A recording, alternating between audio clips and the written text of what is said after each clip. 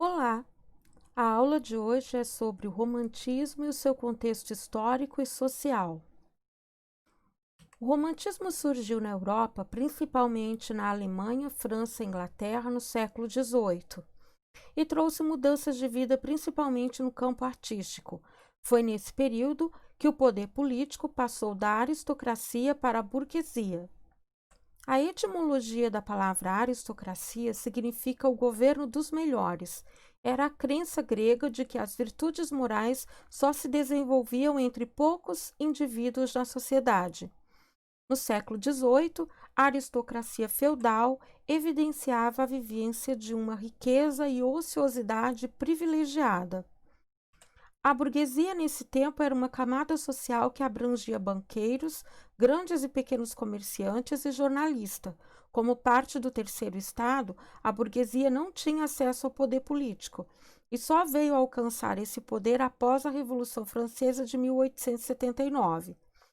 Até o século XVIII, a França era um estado em que vivia o modelo do absolutismo monárquico. O então rei francês Luís XVI reunia em sua pessoa os poderes legislativo, executivo e judiciário. Dentro da estrutura do Estado absolutista, havia três diferentes estados. O primeiro estado era representado pelos bispos do alto clero, como o Papa Pio VI. O segundo estado tinha a nobreza, ou a aristocracia, com funções militares e jurídicas, e o terceiro estado totalizava cerca de 97% da população. Ao longo da segunda metade do século XVIII, a França se envolveu em inúmeras guerras. O custo para manter a corte absolutista era muito alto e houve uma grave crise no campo devido a péssimas colheitas da época, levando a inflação a 62%.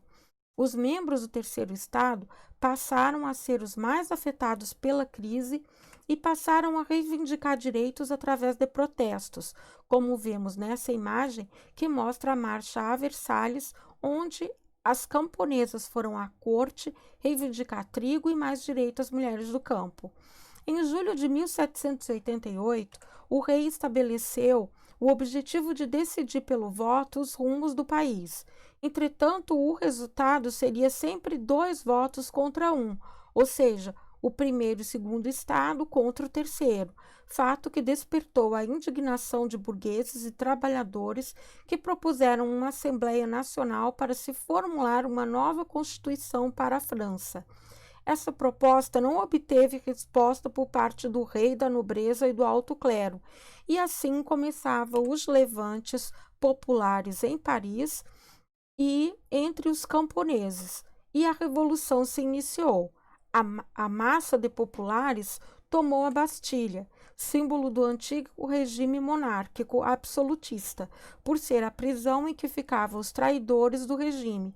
E em 4 de agosto, a Assembleia Nacional instituiu uma série de decretos que cortavam os privilégios da nobreza, como a isenção de impostos, o confisco das terras da igreja, o fim do dízimo, entre outros pontos. Essa revolução acabou por destituir a monarquia e decretar a morte do rei Luís XVI por decapitação. Com a Revolução, exaltou-se a filosofia iluminista. Para os